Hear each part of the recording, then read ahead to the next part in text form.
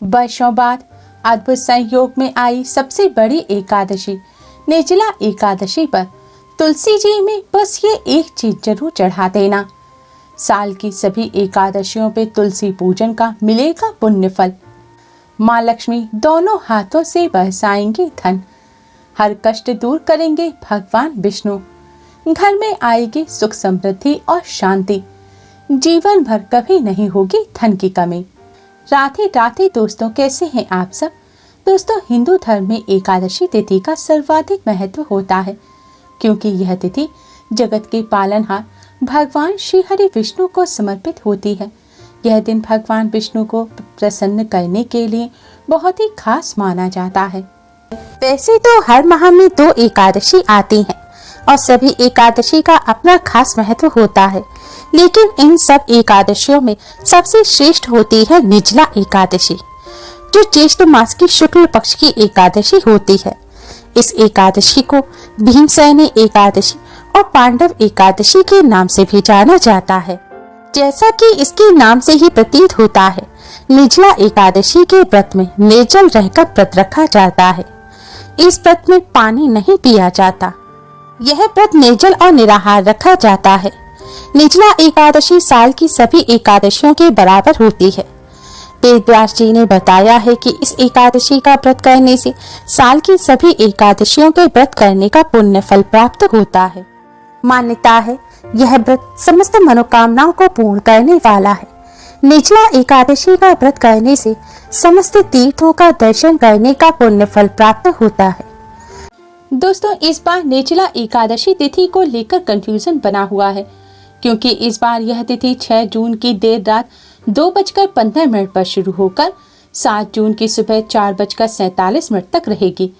इस बार एकादशी तिथि करीब 24 घंटे तक बनी रहेगी। 2 दिन उदय तिथि का संयोग बन रहा है। धर्म ग्रंथों के अनुसार जब एकादशी तिथि 2 दिन होती है तो गृहस्थ जनों को पहले दिन व्रत रखना चाहिए और दूसरे दिन उन लोगों को व्रत रखना चाहिए जो मोक्ष की कामना करते हैं या जो संन्यास मार्ग पर हैं। साधु सन्यासियों को दूसरे दिन एकादशी का व्रत रखना चाहिए। निर्जला एकादशी व्रत में एक बूंद भी पानी तक नहीं पिया जाता।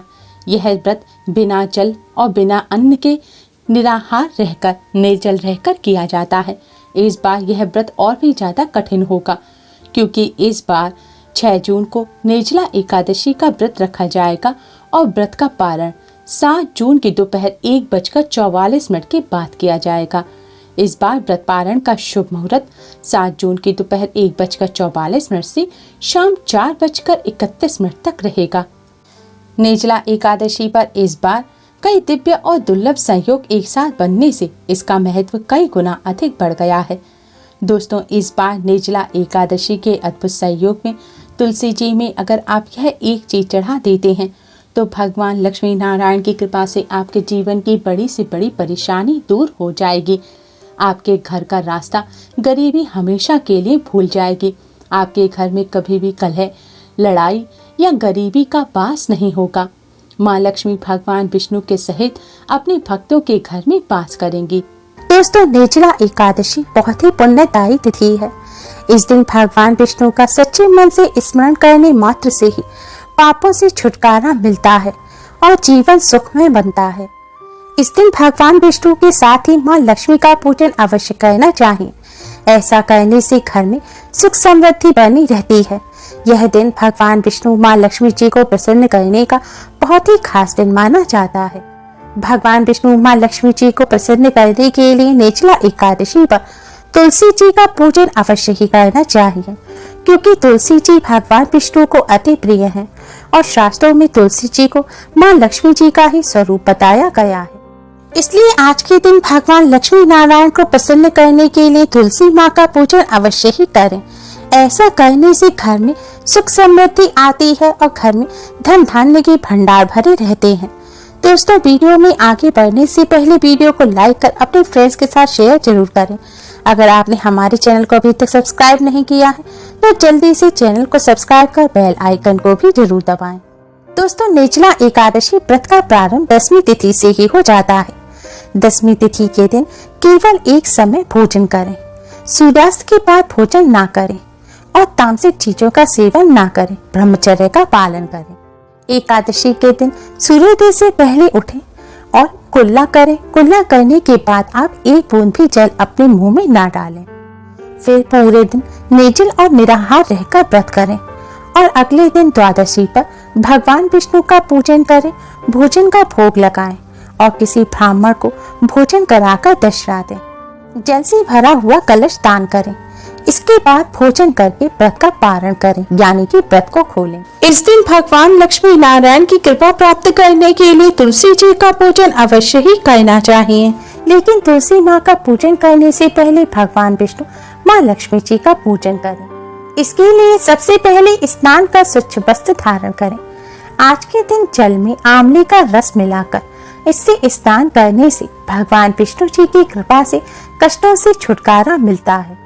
स्नान करने के पश्चात हो सके तो लाल या फिर पीले रंग के वस्त्र धारण करें।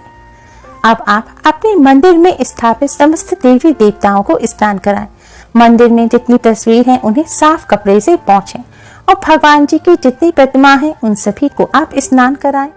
अब आप भगवान श्री गणेश, भगवान श्री हरि विष्णु, माँ लक्ष्मी जी को प्रणाम करें। भगवान जी के सामने एक शुद्ध घी का दिया जलाएं और एक सुगंधित धूप बत्ती जलाएं। अब आप एक कटोरी में थोड़ी सी साफ हल्दी लें और थोड़ी सी कुमकुम लें। हल्दी से आप भगवान विष्णु जी को तिलक करें और कुमकुम से माँ लक्ष्मी जी को तिलक करें। फिर आप भगवान विष्णु, माँ लक्ष्मी जी को किसी फल मिष्ठान का भोग लगाएं। फल मिष्ठान ना हो तो आप शक्कर, मिश्री या बताशे का भी भोग लगा सकते हैं, लेकिन ध्यान रखें भोग में आप तुलसी का पत्ता अवश्य रखें। शास्त्रों में वर्णित है कि जिस भोग में तुलसी का पत्ता नहीं होता भगवान श्री हरि विष्णु उसे स्वीकार नहीं करते। भोग लगाने के पश्चात अब आप भगवान विष्णु जी के द्वादश मंत्र ओम नमो भगवते वासुदेवाय का जाप करें। इस मंत्र का आप कम से कम 108 बार जाप अवश्य करें। इस मंत्र का तुलसी जी की माला पर जाप करना बहुत ही शुभ माना जाता है। मंत्र का जाप करने के पश्चात अब आप हाथ जोड़कर आंख बंद करके थोड़ी देर जय माँ लक्ष्मी का जाप करें। इस तरह भगवान लक्ष्मी नारायण का पूजन करें। आज के दिन आप श्रीमद् भगवत गीता सुख सागर का पाठ भी कर सकते हैं। आज के दिन एकादशी व्रत की कथा को अवश्य ही सुनें। एकादशी कथा की वीडियो आपको हमारे चैनल पर मिल जाएगी। दोस्तों, इस तरह पूजन करने के पश्चात अब आप तुलसी जी का पूजन करें। तुलसी जी का पूजन करने के लिए सबसे पहले आप एक दीपक तैयार करें। आप इसके लिए मिट्टी का या आटे का कैसा भी दिया ले सकते हैं। दोस्तों, वैसे तो शुद्ध घी का दिया जलाना बहुत ही शुभ रहता है, लेकिन अगर शुद्ध घी ना हो तो आप जैसा भी दिया, डालडा घी का या मीठे तेल का, जो भी दिया आप अपने मंदिर में रोजाना जलाते हैं, वैसा ही एक दिया आप तुलसी जी के पास जलाने के लिए भी बना लें। अब इस दिए को आप तुलसी जी के पास रखकर जलाएं। दिया जलाने के बाद अब आपने भगवान विष्णु, माँ लक्ष्मी जी को जिस हल्दी कुमकुम से तिलक किया था, वही हल्दी कुमकुम आपको तुलसी माँ पर चढ़ानी है। सबसे पहले आप हल्दी लें और हल्दी को ओम नमो भगवते वासुदेवाय मंत्र का जाप करते हुए तुलसी माँ पर चढ़ा दें। दोस्तों, तुलसी जी भगवान विष्णु जी को अति प्रिय हैं। भगवान विष्णु पर चढ़ाई हुई हल्दी तुलसी माँ पर चढ़ाने से तुलसी माँ अति शीघ्र ही प्रसन्न हो जाती हैं। साथ ही भगवान विष्णु जी की भी असीम कृपा प्राप्त होती है। भगवान विष्णु की कृपा से कष्टों से छुटकारा मिलता है। हल्दी चढ़ाने के बाद आपने माँ लक्ष्मी को जिस कुमकुम से तिलक किया है, अब वह थोड़ी सी कुमकुम भी आप तुलसी माँ पर चढ़ा दें। ऐसा करने से माँ लक्ष्मी की कृपा प्राप्त होती है और घर में धन धान्य के भंडार भर जाते हैं। दोस्तों, इस तरह हल्दी कुमकुम चढ़ाने के पश्चात अब आप भगवान विष्णु, माँ लक्ष्मी जी को प्रणाम करें और तुलसी माँ को प्रणाम करें और आपके जीवन में जो भी कष्ट है, जो भी परेशानी है, उन सभी को दूर करने की प्रार्थना करें। घर में सुख समृद्धि बनी रहे, यह प्रार्थना करें। दोस्तों, ध्यान रखें, हल्दी कुमकुम चढ़ाते समय आपको ओम नमो भगवते वासुदेवाय मंत्र का मन ही मन जाप करते रहना है। हल्दी कुमकुम चढ़ाने के पश्चात अब आप तुलसी माँ की 11 परिक्रमा करें। आपको क्लॉकवाइज परिक्रमा करनी है, जैसे कि घड़ी की सुइयां घूमती है।